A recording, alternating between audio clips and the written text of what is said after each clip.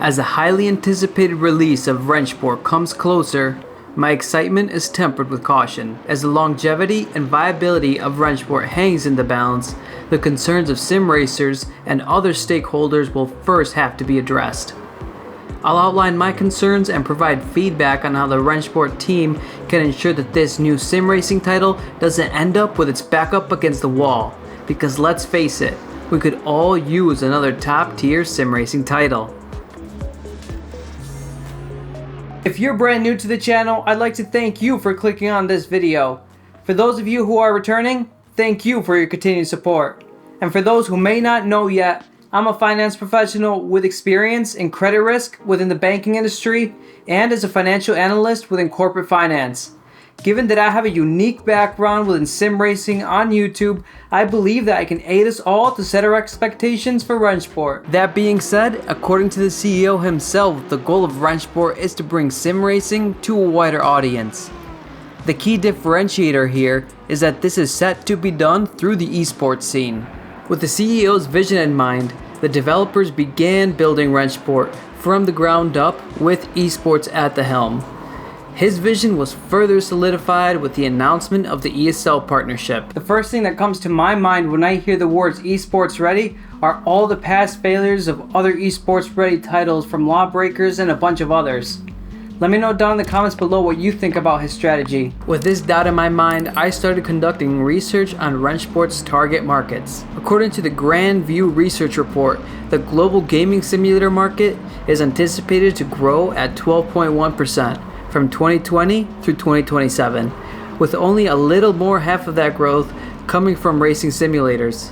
Now, if we compare this to the 13.6% growth in the esports market from 2020 through 2025, these two may seem to align. However, if we dive deeper into the data, you'll start to see that the top views are generally coming from FPS and MOBAs, with sim racing tournaments not even seen in this data. This is quite concerning because even though there are already a number of racing esports tournaments, we start to notice that there may be a disconnect with Rennsport's strategy. At this time, the general audience watching esports are occasional viewers. However, this market is expected to shrink in the near future. So if Rennsport's goal is to bring sim racing to a wider audience, doesn't this seem counterintuitive to its own goal? To quote a previous esports player, according to the record books of history we have seen in esports, no successful esports has been artificially forced, not League, not CSGO, not Dota. All of these games have existed over 10 years and have slowly built up their competitive scenes into esports scenes. Let me pose this question to you. Would you, as a sim racer, rather watch the esports scene, or would you rather participate in your own sim races? There's no right or wrong answer here. I'd really like to know what you guys have to say down in the comments below. And while you're down there, don't be shy and give that little like button a love tap. With all this in mind, the success of Rennsport may be further impacted by potential downturns. Let's explore why. If we look at the largest publicly traded esports-oriented organizations and motorsports games, the closest competitor to Rennsports, we start seeing how the CEO's strategy could play out. The first signs of trouble with this strategy that we start to see come from revenue growth of the esports companies, as the majority of the growth comes from acquisitions. With that being said, the growth in motorsports games is far behind, despite motorsports games making a substantial acquisition themselves in 2021. The thing about acquisitions is that they can sometimes make it difficult to identify how companies are actually operating. But if we use this ratio here, we'll have a better understanding of what's going on. This ratio will tell us how efficient a company can generate capital from either internal sources like sales or sponsorships in this case, and external sources like investment funds and bonds being sold in capital markets. They would then use this money to fund the company's growth initiatives. A high ratio would be indicative that a company has excessive financial risk. This makes a given company vulnerable to changes in economic conditions and interest rate hikes. This is because as interest rates increase, the cost to borrow money from banks increases, as well as the additional risk compensation required by investors. This brings up concerns for sponsors as more than half of the esports companies' ratios are higher than the weighted market average cap I've calculated here. On the other hand, a low ratio would be indicative that a company is not generating enough capital from internal and external sources. This causes a company to miss out on its own growth opportunities. We observe that motorsports games ratio is quite low compared to these esports companies. However, given that they are in a different market, it can make it tough to gauge. Diving deeper into motorsports financials, it is likely that they are having trouble obtaining capital, despite their best efforts to break into the esports market. So this is what a comparable company could look like. So what's the conclusion from this analysis? For one, esports is a highly speculative industry, and with that comes high volatility. Having such a heavy emphasis on esports could put the longevity of Rennsport at stake. Do you guys believe that Rennsport's putting too much emphasis on esports? Do you think that's a good idea? Let me know down in the comments below. So what's a potential solution look like for this? Firstly, you would want to shift the focus over from esports to a comprehensive ranking and lobby system, since a lot of the work would have already been built up by the developers. And because we'll need a great system to bring players, because with that comes a potential for revenue. This can be done in a number of ways by either incorporating specific metrics. For example, it can be a combination of lap times, clean racing, consistency, and so on, similar to what we've seen in other sim titles already. In addition, it could also take into account the difficulty of the tracks, the areas where the majority of accidents happen on track, and the cars driven by the players. All of this would provide a more accurate measure of the player's skill. You throw in a great lobby system where players can create their own lobbies in-game, and a section for ranked races. I know a system like this would have players flocking to it. Lastly, if the system provides feedback in areas where players can improve on, such as braking, acceleration, cornering, all that good stuff, it would not only help players improve, but it would help foster a more engaged and invested community. I'd be interested to know what else you guys would consider adding. Feel free to leave your suggestions down in the comments below, because hey, they might just add in our suggestions. Moving over to the feature side of Rennsport, the CEO mentioned mod support and offering the proper modding tools to foster the community. Furthermore, he mentioned a marketplace to benefit the mod creators and some mobile integration. I don't know about you guys, but this all sounds very exciting. One thing I've noticed during the interviews is that the CEO expresses some concerns. It definitely is realistic because he's likely walking on a tightrope, because mods could potentially cause licensing issues, and if the game is flooded with low quality mods, it would not be a good look for Rennsport right off the bat.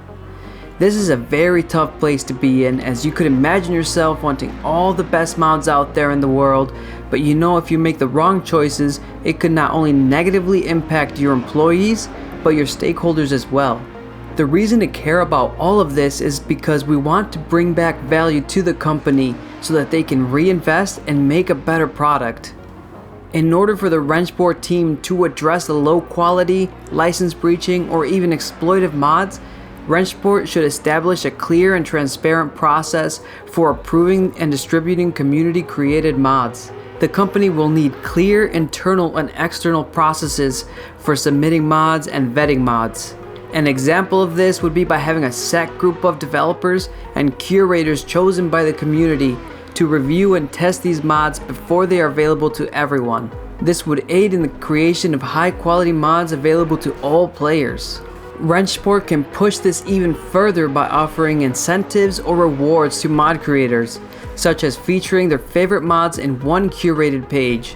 They could also hold some contests which increase creativity and engagement within the modding community. I believe the CEO is definitely on the right track by investigating on how to provide the best monetary compensation to those passionate modders. By implementing some of these ideas or processes, Rennsport could mitigate the risks associated with low quality and license breaching mods. Having a marketplace where all these mods can be distributed would be very helpful. And guess what? One of the features mentioned by the CEO was a marketplace of sorts, I believe that this will likely be similar to the Steam Marketplace. This is a great idea because if the esports does pan out, they can use the revenue earned from the market to fund in-game tournaments. And if it doesn't pan out, it helps stabilize the life of the game, fund DLCs, and other quality of life updates. I believe that this all ties back into the mobile integration the CEO speaks about. Having deep mobile integration is a great way of making sim racing more accessible while providing an additional revenue stream. I'm assuming that the mobile integration will most likely be an app, and the app can likely be monetized through advertising, sponsorships, or in-app purchases. Some of these in-app purchases could look like engaging data similar to what we've seen with the CSGO premium subscription. To drive users to the app, it would be prudent that the company offers free, exclusive in-game content like decals or other cosmetics, because this will not only help expand the app, but also foster the community. So in the absence of the esports revenue, the market and the application would most likely provide the needed revenue for Rennsport. While we could see something completely different from what I've described so far, we do know that the game will offer a freemium model similar to what we've seen with Race Room.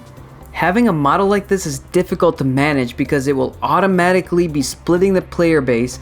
This is further complicated with the esports and ranking system.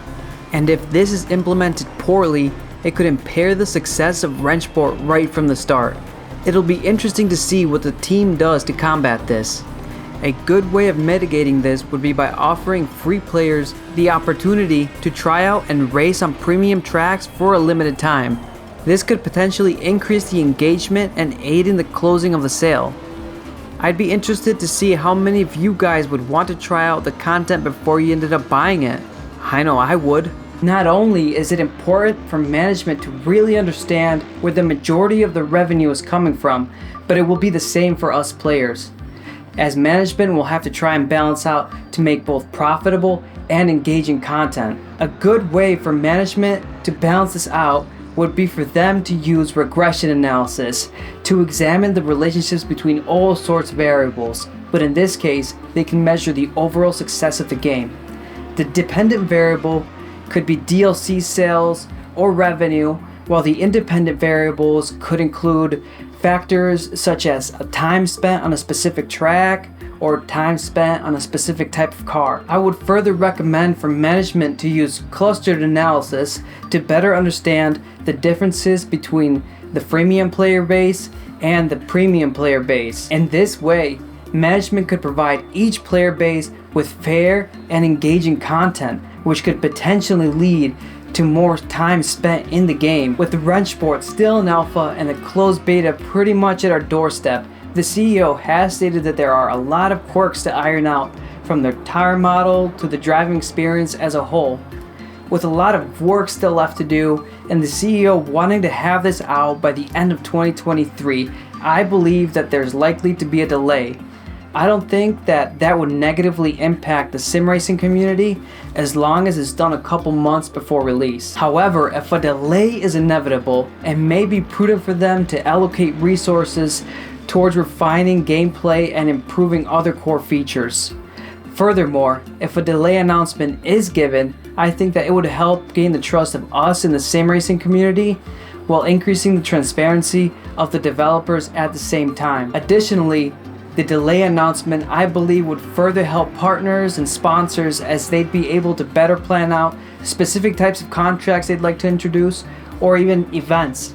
I will say that hearing that the weather system was going to be delayed didn't really impact my judgment of what a great game it could be. At the end of the day, Rennsport needs to land just right, given the strong competition from the sim racing market.